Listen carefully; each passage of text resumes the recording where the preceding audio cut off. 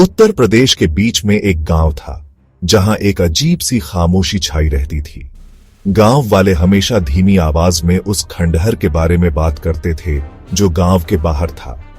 कभी एक शानदार हवेली, अब अपनी पुरानी ग्लोरी का एक वीरान सा स्केलेटन खड़ा था।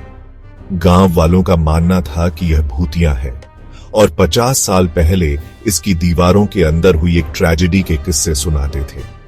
इसके आसपास की हवा अनकही डर से भरी थी, उस भयानक रात की याद दिलाती थी जिसने सब कुछ बदल दिया था। हवेली ठाकुर प्रताप सिंह की थी, जो एक अमीर और पावरफुल आदमी थे। वे अपनी लैविश लाइफस्टाइल और गांव पर अपनी आयरन फिस्टेड रूल के लिए जाने जाते थे।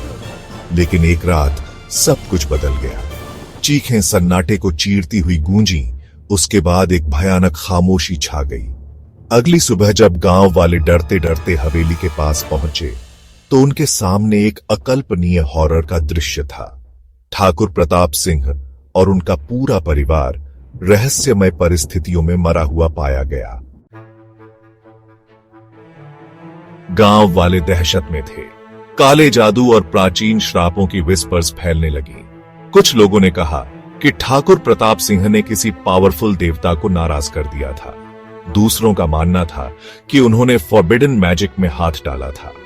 कारण जो भी हो, हवेली डर की जगह बन गई। आसपास रहने वाले सभी लोगों ने इसे छोड़ दिया। ठाकुर के डाउनफॉल की कहानी पीढ़ी दर पीढ़ी चली आ रही थी। यह एक कॉशनरी टेल बन गई। लालच और महत्वाकांक्षा की कीमत की याद दिलाती थी। लेकिन अर्जुन के लिए, जो अपनी एडवेंचरस स्पिरिट के लिए जाना जाता था, भूतिया हवेली की कहानी एक इरेजिस्टिबल चैलेंज थी। अर्जुन ने विस्पर्स सुनी थी, वो कहानियां जो बहादुर से बहादुर आदमी की भी रूह कांप उठती थी। उसने सिर्फ कहानियों पर विश्वास करने से इनकार कर दिया। वह उस ट्रेजेडी का सच जानने के लिए दृढ़ था जो ठाकुर और उसके परिवार पर आई थी। गर्मी की एक दोपहर, अर्जुन ने अपने दो क्लोजेस्ट दोस्तों विजय और प्रिया को इकट्ठा किया। उसने भूतिया हवेली में रात बिताने की अपनी योजना बताई। विजय, जो अपनी इंपल्सिवनेस के लिए जाना जाता था, तुरंत तैयार हो गया। प्रिया, जो रीजन की आवाज थी, हिचकिचाई लेकिन आखिरकार अर्जुन के इन्फेक्शियस एंथुसियाज्म के आगे झुक गई। जैसे ही सूरज ढलने लगा, गांव में लंबी परछाइयां पड़ने लगी। तीनों खंडहर की ओर बढ़े। हर कदम के साथ हवा भारी होती गई। उनके ऊपर ड्रेड का एक एहसास छा गया। कभी भव्य प्रवेश द्वार अब एक गेपिंग मॉ था जो अंदर के अंधेरे में ले जाता था। अपनी स्पाइन में दौड़ रहे शिवर को नजरअंदाज करते हुए अर्जुन ने क्रीकिंग दरवाजा खोला। अंदर की हवा स्टेल और ठंडी थी, डिके की गंध से भरी हुई। जैसे ही उनकी आंखें ग्लूम में एडजस्ट हुईं, वे पास्ट ग्रैंडर के रेमिनेंट्स देख पा रहे थे। दीवारों से फेडेड टैपेस्ट्रीज लटके हुए, धूल से ढका ऑर्नेट फर्नीचर और एक ग्रैंड स्टेयरकेस जो ऊपर के अंधेरे में गायब हो रही थी। वे सावधानी से हवेली में और अंदर गए।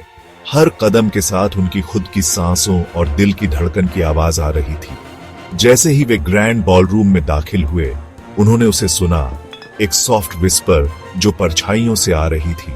वे जम गए, उनका ब्लड बर्फ में बदल गया। अर्जुन ने हिम्मत जुटाकर अंधेरे में आवाज दी, कौन है वहां? केवल एक ठंडी हवा का झोंका आया जो उनकी ब्रेवरी का मजाक उड़ाता हुआ सा लगा। अचानक एक ब्लड कर्डलिंग चीख हवेली में गूंजी। यह प्रिया थी। वह जमी हुई खड़ी थी। उसकी आंखें टेरर से वाइट थीं। सीढ़ियों के टॉप पर एक फिगर की ओर इशारा कर रही थी। यह ठाकुर था। उसकी आंखें अंधेरे में एक ईरी रेड रंग से चमक रही थीं। उसने एक हाथ उठाया, सीधे उनकी ओर इशारा करते हुए।